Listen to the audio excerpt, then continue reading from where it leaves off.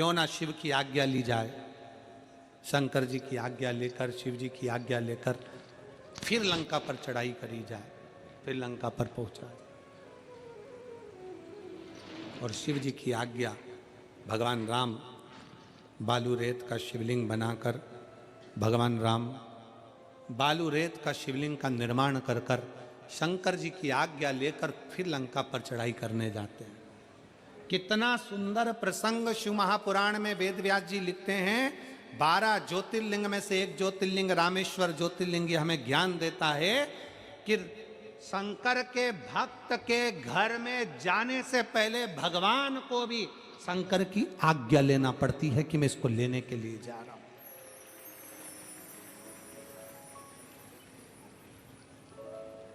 अकाल मृत्यु वो मरे जो काम करे चंडाल का, काल उसका क्या बिगाड़े जो भक्त हो महा काल का। काल अधिपति जिसका रक्षक हो, भगवान शंकर की जो आराधना करने वाले हैं, शिव को एक लोटा जल चढ़ाने वाले हैं, शंकर के मंदिर में जाने वाले हैं, शिव की चौखट पर जाने वाले हैं, शंकर की कथा में जाने वाले हैं, शंकर की उपासना करने वाले हैं, श्री शिवाय नमस्तुभ्यम बोलने वाले हैं, पंचाक्षर मंत्र नमः शिवाय बोलने वाले हैं, षडाक्षर मंत्र ओम नमः शिवाय बोलने वाले हैं, त्र्यंबक बाबा का मंत्र का उच्चारण करने वाले हैं, भगवान शंकर की आराधना करने वाले, भगवान शिव की उपासना करने वाले के दरवाजे पर भी अगर काल आता है तो पहले उसके शंकर से आज्ञा लेना पड़ती है कि मैं इसके घर में प्रवेश कर जाऊं, क्या मैं इसके घर में चले जाऊं। इसलिए आप लोगों से कहा था कि अपने अपने दरवाजे पर एक एक स्टिकर लगा दो। क्या जम के बोलो जरा, श्री शिवाय नमस्तुभ्यम। एक एक स्टिकर लगा दीजिए। गाड़ियों पे भी लिखवा दो श्री शिवाय नमस्तुभ्यम। क्यों, क्या फायदा? दरवाजा बजाने वाला जब दरवाजा बजाएगा, कोई बुरी खबर भी देने के लिए आएगा, उस खबर को देने से पहले दरवाजे पर पड़ेगा श्री शिवाय नमस्तुभ्यम। शिव महापुराण की विद्येश्वर संहिता कहती है कि श्री शिवाय नमस्तुभ्यम बोलने वाले का मात्र मुख का दर्शन कर लो तो हजारों अश्वमेध यज्ञ का फल प्राप्त हो जाता है और हमारे पाप छिन्न हो जाते हैं। जब हम दरवाजे पर श्री शिवाय नमस्तुभ्यम लिखेंगे, कोई आके दरवाजा बजाएगा, दरवाजा जब हम खोलेंगे उसके मुख का भी दर्शन करेंगे तो हमारे को कोई गलत सूचना नहीं मिलेगी, सूचना भी अच्छी ही प्राप्त हो, गलत नहीं मिल सकती, कुछ अच्छा ही मिले। एक पत्र है, शंभु में तेरी वतन हवा बिच उड़ती जावांगी, बाबा डोर तो छड़ी नामे कटी जावा। शिव पर करा भरोसा, विश्वास टूटता नहीं। शिव महापुराण की कथा कहती है, तारका सुर के 3 बेटे तारकाक्ष, विदुमाली और कमलाक्ष की, तीनों ने विचार कर लिया कि हमें शिव का दर्शन करना, शंकर का दर्शन करना। मृत्यु मांगी, ब्रह्मा जी ने कह दिया कि मौत तो आएगी, निश्चित है, उसको कोई टाल नहीं सकता, पर इतना जरूर है कि पहले भी कथा में कहा कि एक अटल मृत्यु होती है और 100 बार मृत्यु हमारे करीब में आती है, 100 बार मृत्यु हमारे करीब में आती है, पर तुम्हारे द्वारा चढ़ाया गया एक लोटा जल वो 100 बार की मृत्यु को टाल देता है। और जो अटल मृत्यु है वो तो हर एक को आना है, एक दिन प्राण जाना ही है, अटल है वो, अटल ही रहेगा। शिव कथा कह रही है, भगवान शंकर का चरित्र कथा है, शिव महापुराण की कथा कह रही है, भगवान का पवित्र चरित्र कह रहा है। तारकासुर के 3 बेटों ने मांग लिया कि अगर ब्रह्मा जी आप कह रहे हो कि हमारे प्राण छूटेंगे, हम मरेंगे, ठीक है, हम मरने को तैयार है, पर हमें वर दे दो, हम मरे तो तीनों एक साथ मरे, प्राण छूटे तो तीनों के एक साथ छूटे।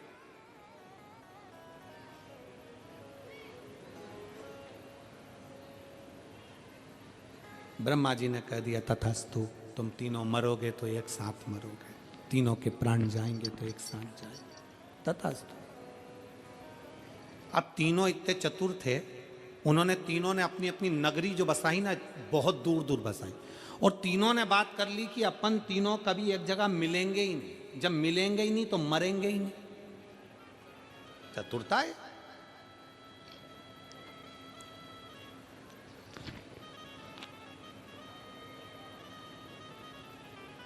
कितनी भी बादाम खा लो, कितना भी तिल्ली का लड्डू खा लो, चाहे कितने भी अच्छे ब्यूटी पार्लर में सज लो, कितने, चाहे 2 घंटे तक पेंसिल से लाइन खींचो और फिर डब्बा भर लो, तुम जो करना है सब कर लो, सब।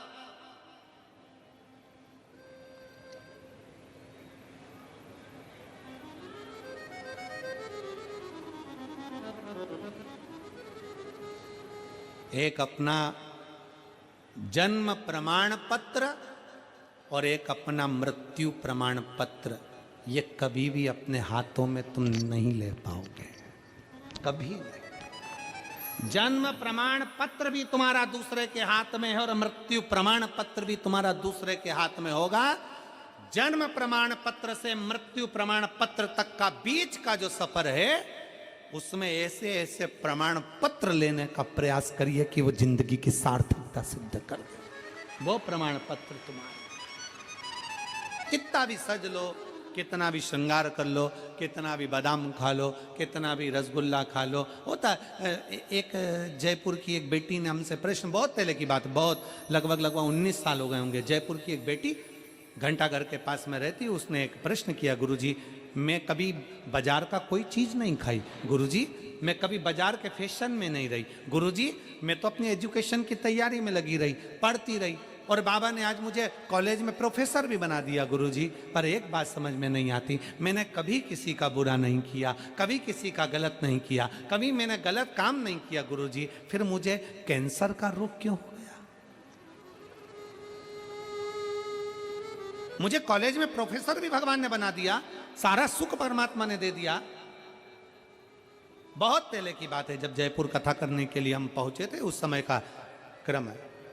गुरुदेव समझ में नहीं आया, मैं कभी बाजार का नहीं खाई, कभी बाजार में मैंने कोई वस्तु ना पाया, कोई खाने का सामान ना खाया, मैं बिल्कुल सिंपल अपने जीवन को जीती थी, एजुकेशन की तैयारी, पढ़ाई की तैयारी करती, खूब पढ़ी, और पढ़कर मैं कॉलेज में, सरकारी कॉलेज में प्रोफेसर भी बन गई, पर गुरुजी भगवान ने मुझे कैंसर जैसा रोग क्यों दे दिया? हमने उस बेटी से, उन दीदी से हमने एक ही बात कही कि दीदी ये आज का नहीं है, आज का नहीं है, ये हमारा पूर्व का। वो एक लाइन आप लोग गुनगुनाते हो ना कि पिछले जन्म के अच्छे कर्म मुझे बाबा तेरे बारे मिला, कोई पिछले जन्म के अच्छे कर्म मुझे बाबा तेरा प्यार मिला, जहाँ सारी दुनिया झुकती है, जहाँ सारी दुनिया झुकती है, मुझे वो आली दरबार मिला, दरबार मिला। कोई पूर्व का कर्म, हमारे पूर्व के कर्म का भोग हमको भोगना ही पड़ता है। होता है, एक प्रसंग शिव महापुराण में आता है, एक राजा ने एक सुंदर मंदिर बनवाया भगवान शंकर का, भगवान का मंदिर, राम जी का मंदिर, ठाकुर जी का मंदिर, राजा ने बड़ा सुंदर मंदिर बनवाया। भगवान का मंदिर बनवाकर राजा ने उस मंदिर में एक पुजारी जी को सेवा में लगा दिया, पंडित जी तुम्हें मंदिर की सेवा करनी। पंडित जी सेवा में लगे, महीने की तनख्वाह मिलने लगी। समय आ गया, राजा का लड़का बड़ा हो गया, उसकी शादी हो गई, घर में बहू आ गई। शादी का एक रात्रि हुई, सवेरे सवेरे का समय था, बहू की आंख खुली और बहू तैयार होकर बस जाने के लिए बाहर निकल रही थी। उसने राजा के लड़के के पास में पलंग के नजदीक में तलवार रखी हुई देखी। तो लड़की ने, उस बहू ने विचार करा, म्यान तलवार की कितनी सुंदर लग रही है, उठाकर देखती हूं। उसने तलवार की म्यान को उठाया। वो तलवार अंदर रखी हुई थी। म्यान देखते देखते उसने सोचा म्यान इतनी सुंदर है तो तलवार कितनी सुंदर होगी। उसने जो तलवार निकाली, तलवार की चमक के कारण उसकी आंखें बंद हो गई। बंद हुई, तलवार छूट गई। छूटी तो जो पति सो रहा था उसके गले पर पड़ गई और पति मर गया। राजा का बेटा, इकलौता लड़का राजा का, वो युवराज, राजा का लड़का मर गया। पत्नी ने सोचा कि कल शादी हुई, आज राजा का लड़का मर गया, मेरे ऊपर इल्जाम लगेगा, मुझे फांसी की सजा मिलेगी, मृत्युदंड मिलेगा, करूं क्या। उस रानी ने तुरंत, उस युवराज की पत्नी ने तुरंत उसके शव को खींच कर ले गई और मंदिर के साइड में एक पौधे के पास में उसको पटक दिया। मंदिर के साइड में पौधे के पास में पटका।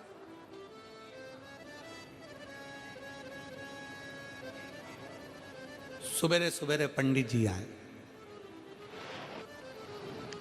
फूल तोड़ रहे थे।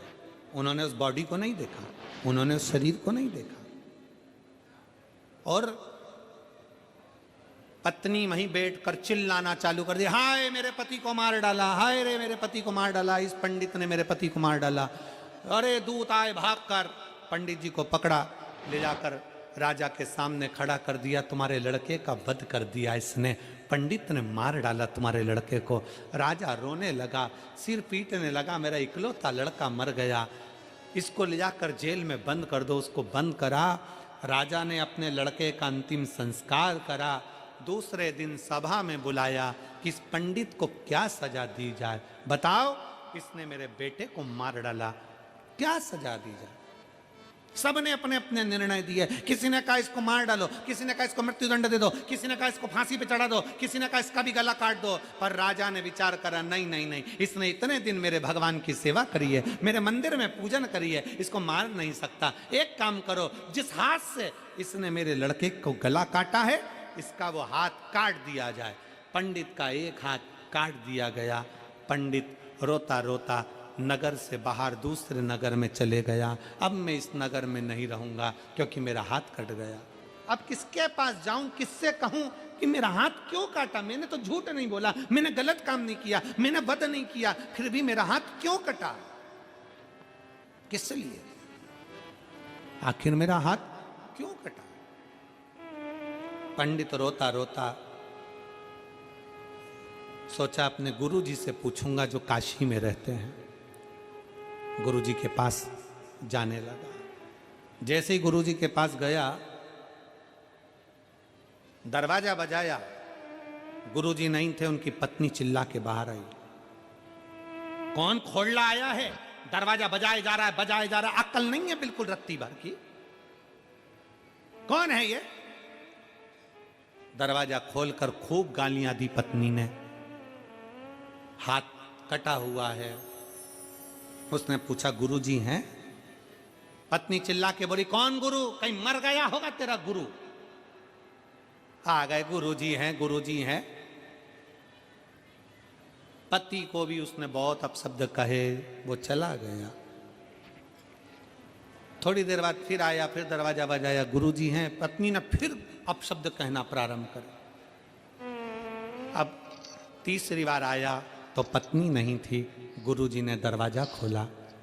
पंडित जी एक हाथ के प्रणाम किया। प्रणाम कर कर गुरुजी ने उसको अंदर बुलाया। क्या बात है बेटा, आप मुझे जानते हो गुरुजी? मैंने आपके पास में विद्या अध्ययन करा है, आपके पास में रहा हूं, मैंने आपसे गुरु दीक्षा ली है। गुरुजी बोले, हाँ मैं जानता हूं तू मेरा शिष्य है, क्या पूछना चाहता है? गुरुजी, मैं अपने बारे में पूछने के लिए आया था, पर आप तो त्रिकालदर्शी हो गुरुजी, आप पूर्व का ज्ञान रखते हो, मैं जानता हूं आपको। मैं अपने बारे में तो बाद में पूछूंगा, पहले आपके बारे में पूछता हूं। गुरुजी, आप इतने अच्छे हो और आपकी वो धर्म पत्नी ऐसी है जगदम्बा, इतनी भयंकर है गुरुजी। 2 बार आया, 2 बार आपको गालियां दी, अपशब्द कहा, ताने दिए, आपको अपशब्द कहे। गुरुजी ऐसा क्यों? गुरुजी ने कहा बेटा देख, पूर्व जन्म में जो मेरी पत्नी है ना, ये गधी थी, और पूर्व जन्म में मैं कौवा था। ये गधी थी, मैं कौवा था। इस गधी के पीठ पर एक घाव हो गया था, वजन ढोते ढोते मैं कौवा इसकी पीठ पर बैठता और उसके घाव को चोंच से खरोदता। ये गधी कष्ट के कारण भागती, मुझे अच्छा लगता। भागते भागते एक दिन ये हरिद्वार चली गई, मैं इसको ढूंढते ढूंढते हरिद्वार पहुंच गया। हरिद्वार में मुझे मिली, फिर मैंने इसके घाव को खरोदा तो ये गंगा में कूद गई। इसकी पीठ पर मैं बैठा था तो मैं भी मर गया और ये भी मर गई। दोनों मरे, मैं इसका पति बना, ये मेरी पत्नी बनी। जब मैं कौवा बना था तो मैंने अपनी चोंच से इसको खूब खरोदा था। अब ये मेरी पत्नी बनकर अपनी चोंच से मुझे खरोद रही है।